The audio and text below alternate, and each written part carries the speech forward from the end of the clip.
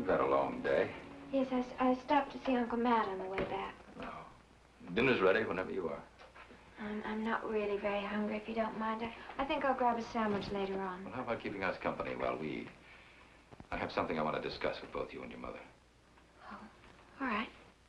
Allison, I'm sorry about what happened last night. You'll hear no more from me on that subject. All right, then. I'm sorry, too. Now, can I pick your brains for a problem of mine? Pretty slim pickings, but help yourself. Oh, hi. Hello. Well, dinner's ready, so plunk yourselves down.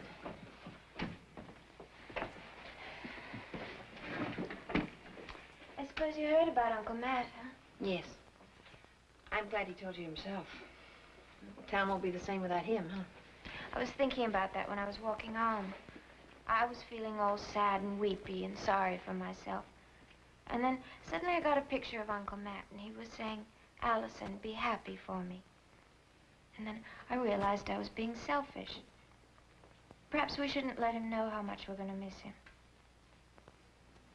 Sometimes weeks would go by and I wouldn't see him, but I always knew he was there if I needed him, you know. Yes, I know. Now, enough about me. You're the one with the problem. His problem is his wife can't get the lumps out of the grave. Well, Matt wants me to take over the Clarion. Really? You'd be editor? But that's wonderful. I thought you said you had a problem. It's wonderful, Elliot. Is it, Connie? Well, I know how boring it's been for you at the chandlery. Just catches me off balance, that's all. When did he ask you? This morning. I wanted to check my own response before I solicited yours and Allison's. Well, you know mine. My father, the editor. What more can I say? I understand that to mean that you want to accept the position. I want it very much, Connie. But it's up to you to tell me whether or not I have the right to want it. Your mother's protective instincts are at bay, Allison. And rightly so. The next convict will be head of the paper. You'll have to be aware that's the way people will say it. I don't see why. After all, nobody says an ex-convict works in the chandlery, do they? Well, I'm not dispensing opinions from the chandlery. Nor am I writing editorials that might offend people. It's a quiet job, and it allows people time to forget my past. But if I become the editor of the Clarion, then we all stand the risk of being held up to public censorship, maybe even attack. Not just for my prison record, Allison, but our relationship. Now, my own opinion is that it'll be rough for a month, maybe two. Then the talk will die down. I think we can handle it. I think so, too. Well, been an exciting day, hasn't it? Will you excuse me, please?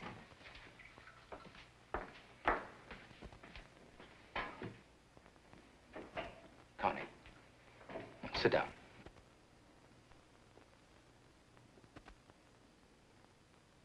Connie, change is part of living. Don't be afraid of it. I know. I'm trying not to be. It's just that we've been so happy the way things are. I don't want to risk that. We could be happier. I'm willing to settle for what we have. Now, that's a philosophy of fear. Don't try anything. That way you can't fail. Hang on to what you've got. Oh, it may be dull, may not be completely satisfactory, but at least it's familiar. And don't let it go. Reach out for something better, because you may lose what you've already got. I suppose that's safety and security, but it's also mediocrity, Connie. I think we owe ourselves and Allison more than that. It's also being protective and practical. And half dead.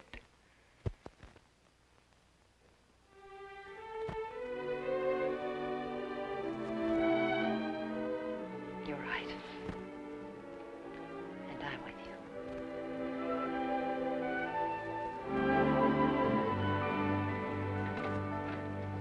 Hi, Mom. What's for dinner? I'm starving.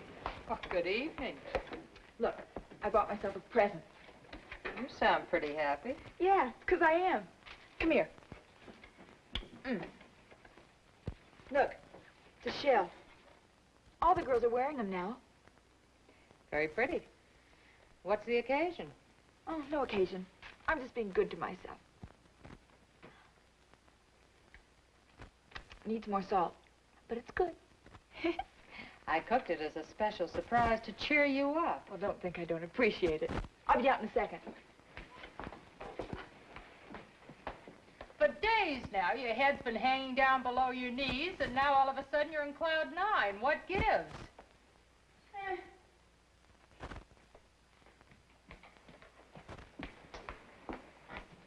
What do you think?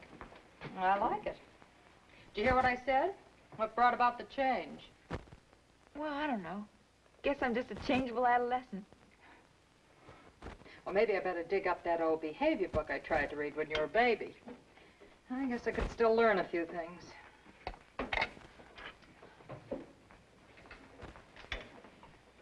Oh, no. Wonders never cease. She's setting the table without being asked. I'm not really being unselfish. I'm going to see Norman tonight, and I'm just trying to hurry. Oh, you and Norman made up, huh? Well, we will after tonight.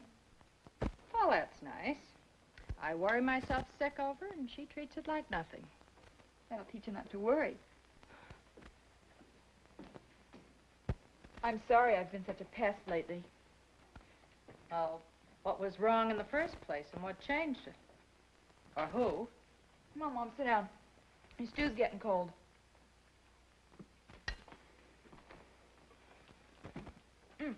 I almost forgot. Norman and me. I met Allison's mother on the square today, and she just had him developed. Very nice. Mrs. Jack, don't you have a simply stunning daughter? Oh, sure. What else did you and Allison's mother talk about? Nothing much. She just kind of shamed me out of feeling sorry for myself. Oh, why were you feeling sorry for yourself? It's all in the past now. Let's just forget it. Well, I'm off. Is that all you're going to eat? Yeah, but thanks for a delicious dinner. Bye. Goodbye.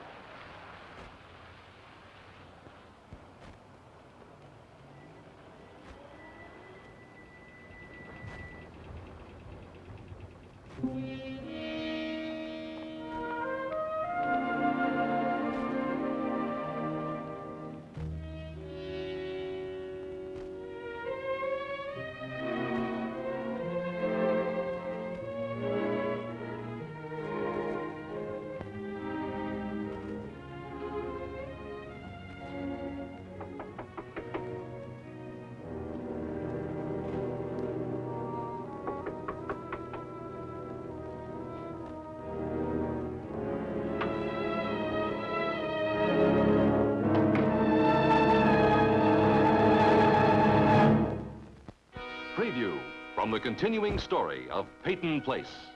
I've been thinking about going to college. That is, if you still want me to. Excuse me. Don't think I'm not grateful. But But if this letter is an example, then you and Elliot can get in a peck of trouble. It's not enough just to be a doctor. You have to work at it. You reminded me of that time and time again. Why don't you work at being a woman?